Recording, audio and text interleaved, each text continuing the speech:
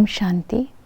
22 नवंबर 2023 की साकार मुरली से होमवर्क। आज की मुरली से हम लक्ष्य लेंगे, प्रीत बुद्धि बन, विकारों पर विजय प्राप्त कर सूर्यवंशी बनने का पुरुषार्थ करना है।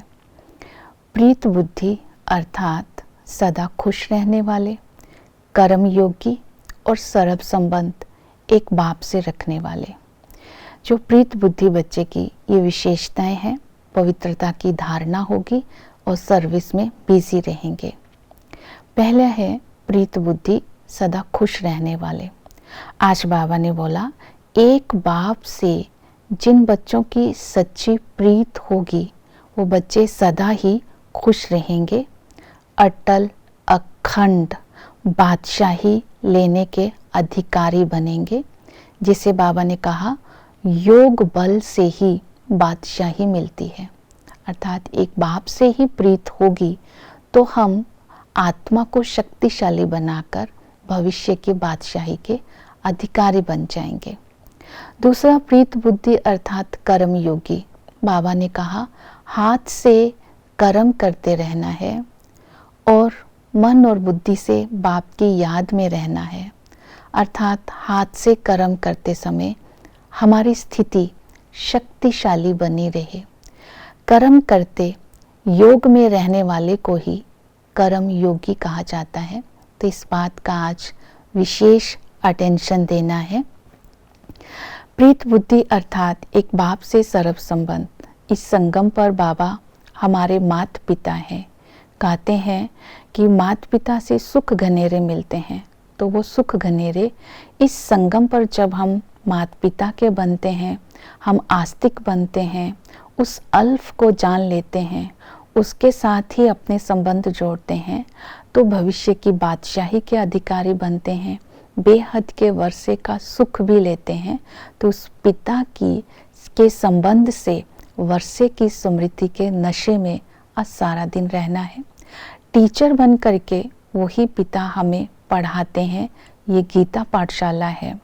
इस पढ़ाई से ही हम भविष्य में सूर्यवंशी बनते हैं। ये ज्ञान रतन केवल शिव बाबा से ही हमें मिलते हैं। तो ये पढ़ाई हमें पढ़नी भी है और औरों को पढ़ानी भी है। जितना औरों को पढ़ाएंगे उतना ऊंच पद पाएंगे। सतगुरु के संबंध से वो हमें पतित से पावन बनाते हैं, मुक्ति जीवन मुक्ति का रास्ता बताते हैं। तो ऐसे पतित पावन सतगुरु की याद से हमें भविष्य में ऊंच पद पाना है। सतगुरु की कभी भी निंदा नहीं करानी है। तो इसलिए गायन है, सतगुरु के निंदक ठोर ना पाए। तो ये याद रखना है। और फिर प्रीत बुद्धि बच्चों की पवित्रता की धारणा होती है। पवित्रता की धारणा के लिए अपने इस अलौकिक जन्म की स्मृति में रहना है कि संगम पर इस समय हम ब्रह्मा के बच्चे हैं, शिव बाबा के पोत्रे पोत्रियां हैं।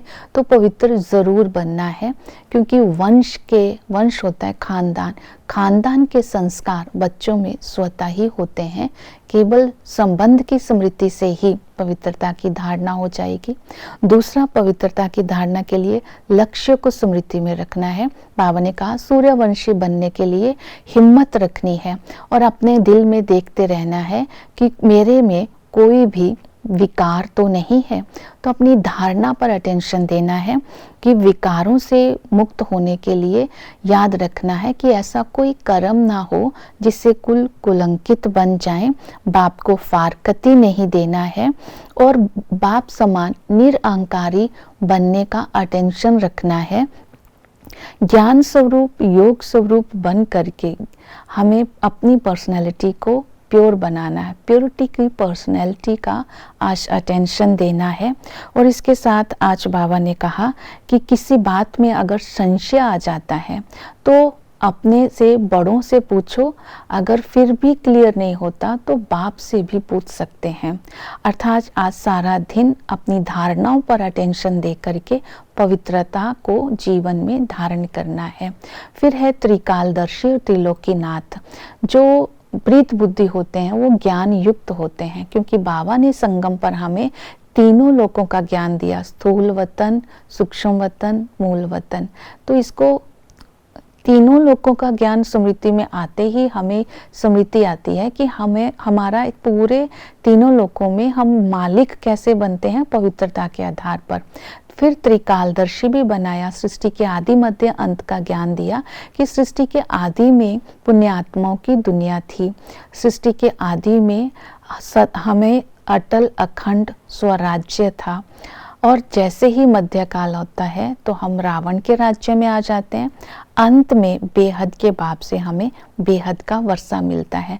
तो आदि मध्य अंत की नॉलेज को बुद्धि में रखते हुए, तीनों कालों को बुद्धि में रखते हुए अपने संस्कारों को पवित्र बनाने का पुरुषार्थ करना है। फिर प्रीत बुद्धि बच्चे सदा ही अपने को सर्विस में बिजी रखते हैं। सर्विस करने के लिए आज बाबा ने बहुत अच्छा स्वमान दिया। ये स्मृति रहे कि मैं लाइट हाउस हूँ, सर्व आत्माओं को सच्ची सच्ची लाइट देकर रास्ता दिखा रहा हूँ, अर्थात घर का रास्ता बता रहा हूँ। और दूसरा बताया कि सेल्वेशन आर्मी हो आप, इस दुनिया की आम भारत को खास सेल्वेज करते हो, अर्थात हम भारत के मददगार बनते हैं अपना तन मन धन सेवा में लगाकर।